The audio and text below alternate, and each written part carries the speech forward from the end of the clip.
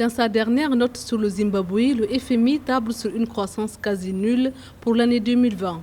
L'économie s'est nettement contractée en 2019, amplifiée par un dérèglement du climat qui a ralenti la production agricole et d'électricité. L'institution de Bretton Woods d'ajouter que même si le budget 2020 prévoit une hausse des dépenses sociales, cela ne suffira pas.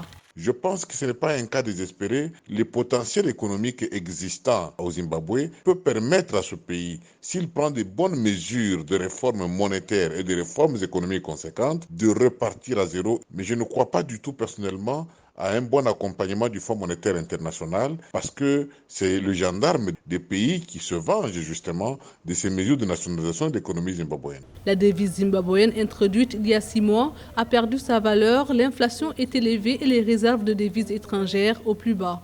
La Banque centrale du pays a d'ailleurs fixé son taux de référence à 35% pour limiter l'utilisation des devises étrangères. Par contre, le Fonds monétaire vient proposer encore une fois au Zimbabwe des restrictions monétaires parce qu'il a peur de déséquilibres sur le marché mondial.